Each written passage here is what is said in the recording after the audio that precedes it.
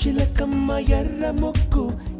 ముక్కులే పిల్లవాకు పూవై పూసిన ఎర్ర రోజా పూత గులాబీ పసిపాదం